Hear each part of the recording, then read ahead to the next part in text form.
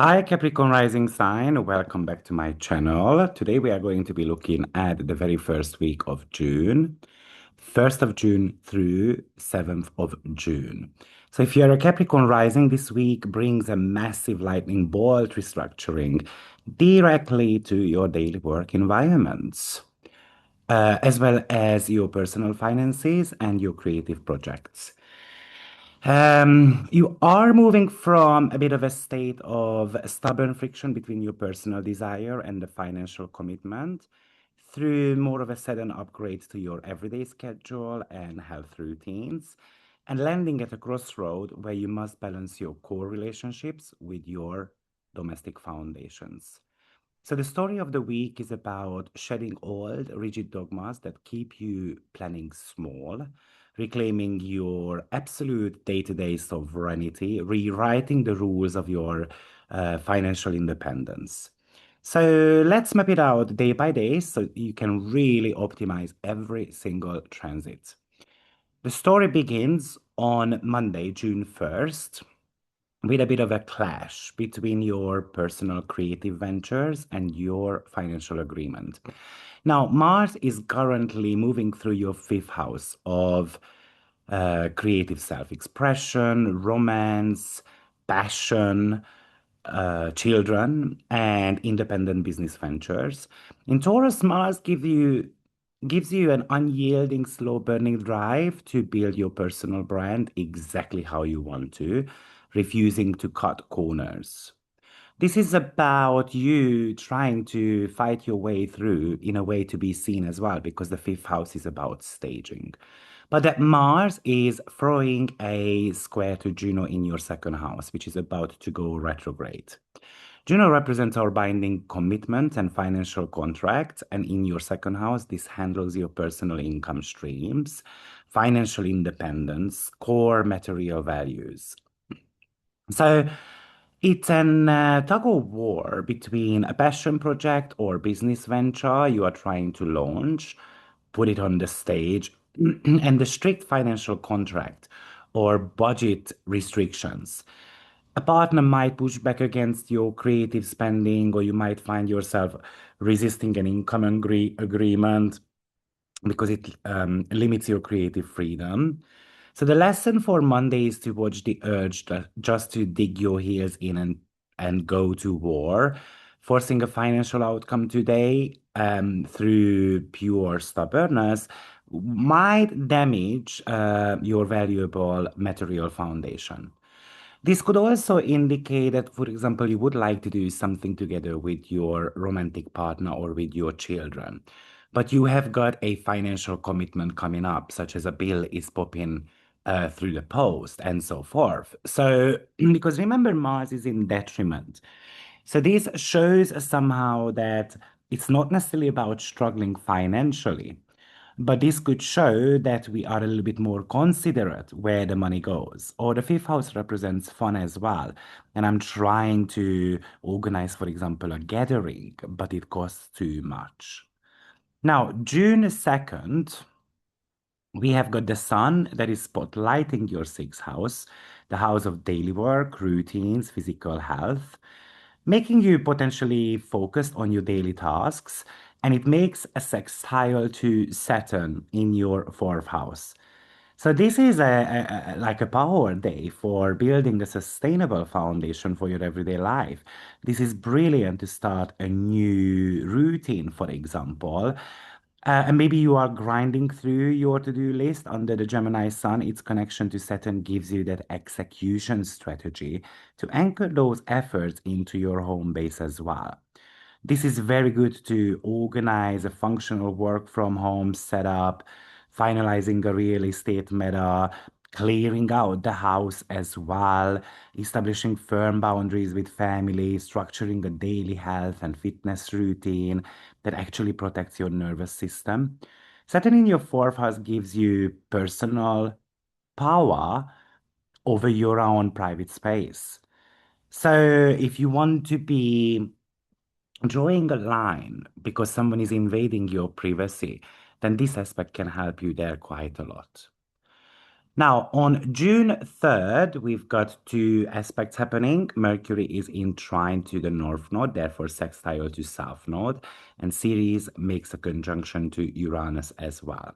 Well, first, Mercury is moving through your seventh house, the house of business partnership, marriage, open clients, and forming that beautiful trine to North Node in your third house, the house of logistics, communication, teaching, and the South Node in your ninth house, which is your abstract beliefs, higher dogma, opinions, travel plans. So for a long time, Capricorn risings might have been caught in ninth house traps, overanalyzing, getting lost in high-minded theories, getting paralyzed by legalities or external validation. But Wednesday should start to break the spell. A major heart-centered conversation with a partner or client connects you directly to a highly functional local communication strategy. The third and the ninth house is very much about opinions, listening and hearing. And because Mercury is going through your seventh house, it feels like there is something to talk about potentially with a partner of yours. But you have to realize that you cannot like a theoretical overthinking, store your immediate daily message. Like I don't have to be always just be the listener. I can also talk about my feelings as well. And maybe you just decide to step out of an ideological debate and step confidently into your own opinion. Simultaneously, Ceres meets Uranus in your sixth house.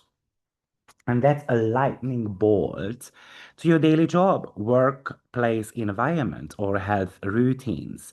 Maybe it's an unexpected shift in a client project, an abrupt upgrade to your daily technology, a radical decision to completely drop a lifestyle habit that was draining your energy. Also, this could because a series represents growth. So you can have many new ways or ideas to think about how you can optimize your work, how you can upgrade the efficiency of your company, the efficiency of your work routine. Or imagine that you decide to lose weight and then you are reaching out to a technological solution. For example, I'm gonna go for lipocavitation. I'm gonna go for EMS, I think it's called, or these type of stuff. You know, with series, it's about caring. So when series goes through the sixth house, it does say to us that we have to be caring for our mental health. We have to be able to feed the mind with the right information also. Now, June 4th and 5th, we've got the spotlights on some asteroids. Bacchus enters your eighth house, the sign of Leo, and that's about celebration, luxury, magnetic power. So I can imagine that this is, for example, a financial settlement and it's time to celebrate. Or the investment takes off and again, we just want to celebrate. It could also indicate the celebration of a death, someone, not necessarily in a negative way, but celebrating the life of someone who just potentially recently passed away. And then, in a way, we go down on a memory lane and remember all the good, fun stuff that we used to do together. Now, then series moves into a square with the nodes. So another nodal activation. And the nodes are, like I said, sitting across your third and ninth houses. So remember, we had a bit of a workplace shake up on Wednesday, and then it hits a crossroads. And you might try to use the very logical Gemini argument to solve an immediate logistical or communicational crisis at work. But if you fall back into that old pattern of obsessing over theoretical rules or getting lost in data, you will trigger some mental fatigue. So this is telling you to trust the immediate communication style, trust your coworkers, trust your local networks. Now, to add to this, Juno officially stations a retrograde in your second house.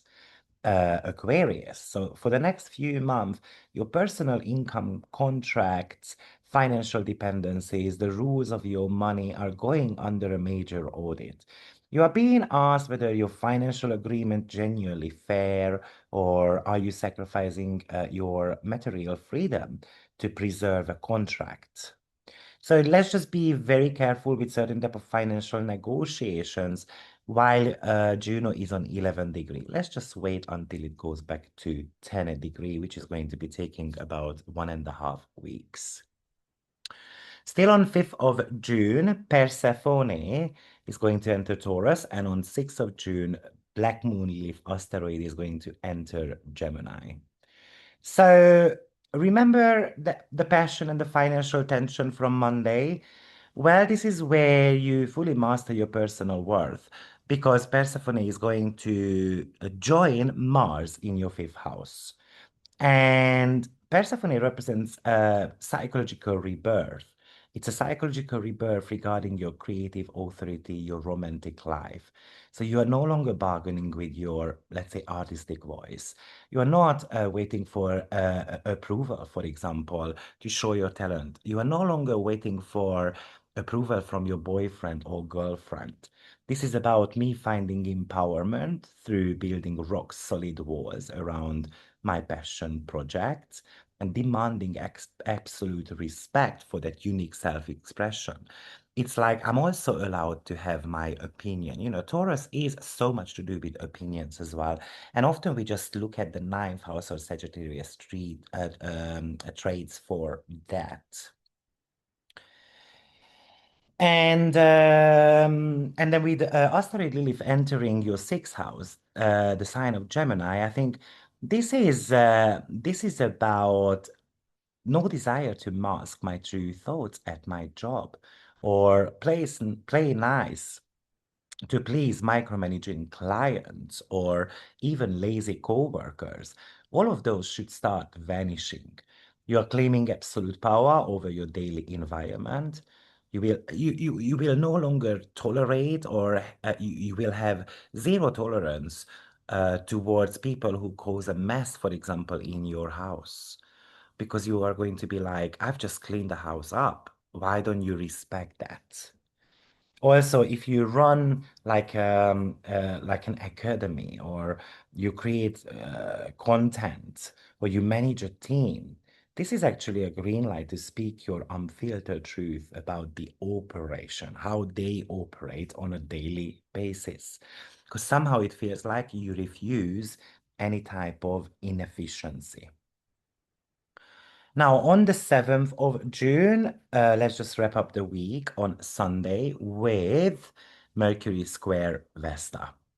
So another conflict, unfortunately, between your one-on-one professional agreement and client demands and your intense devotion or your sacred devotion to your personal space, home life, or family needs.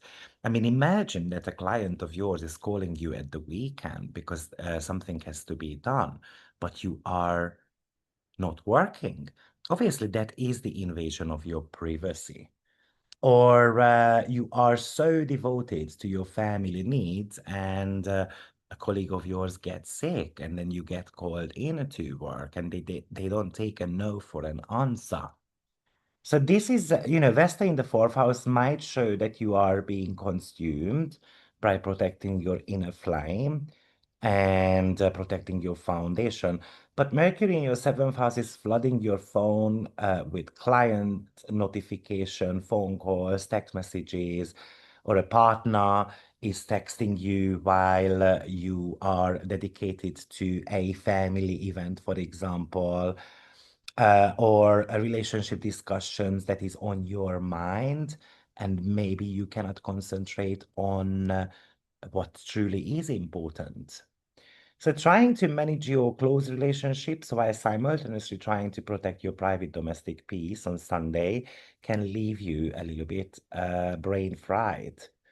So you're gonna have to set a boundary. You're gonna have to dedicate certain hours to connect with your partner or handle client needs, and then step away completely to let your private sanctuary, to allow yourself to enjoy your private sanctuary without any guilt. So this week feels like you're stepping out of theoretical paralysis, navigating some financial audits, claiming absolute day-to-day sovereignty, and you are ready to speak with like directly to your daily environment. So, thank you very much for watching. I hope this video helps. And if it does, please subscribe. Don't forget to hit the like button. Do let me know in the comment box below how this is folding out for you, because these comments actually help me reach a wider audience. It would be much appreciated. See you in my next forecast. Bye-bye.